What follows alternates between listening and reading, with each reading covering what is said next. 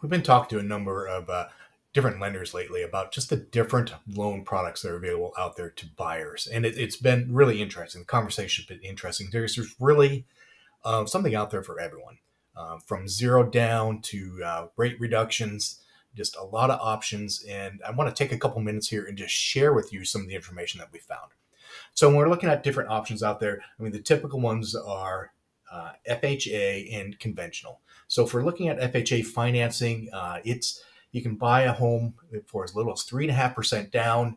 FHA is pretty lenient on the credit score, so that's a good option for people there, especially if you've got a little bit of a credit challenge situation.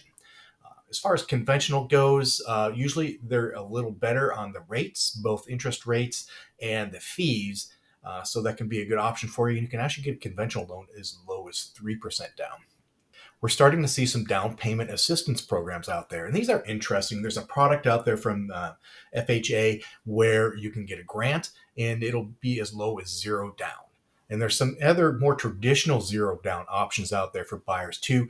One is from USDA, believe it or not. And it's targeted to help buyers out in more rural areas, but there are some of those areas available in the Portland metro area. So you can get a USDA loan for as low as zero down. They are kind of limited, so you need to check that out. A great option that's a zero down is VA. And it's a great option for veterans. Rates are very competitive, fees are competitive, and again, as low as zero down.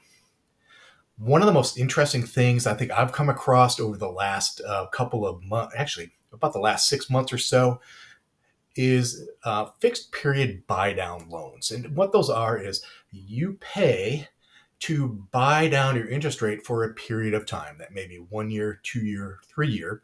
I'll give it what's called a 2-1 buy down as an example.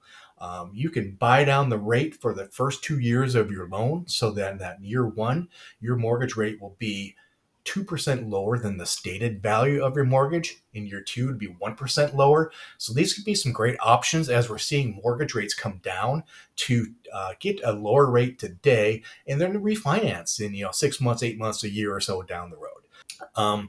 Some things that I don't see a lot of people take advantage of them, but they really are there, and I've got experience with it. Rehab loans. When you find a property that needs some work, you can go out there and get a loan to cover the repair work or cover your upgrades and basically roll those costs into your loan.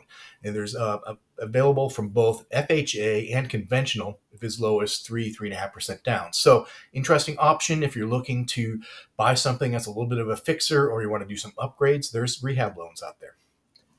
So there's some changes also out there about the rules surrounding owner-occupied investment properties. So say you want to go out and buy a duplex or a threeplex, fourplex.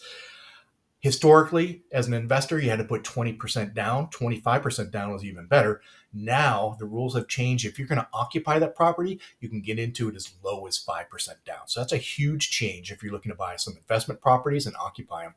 And kind of the last thing out there, which is really interesting for people that are self-employed, historically you needed at least 2 years worth of tax returns to get a mortgage. That requirement has now changed to just 1 year. So if you started working self-employed about a year ago, you're now able to go out and get a loan.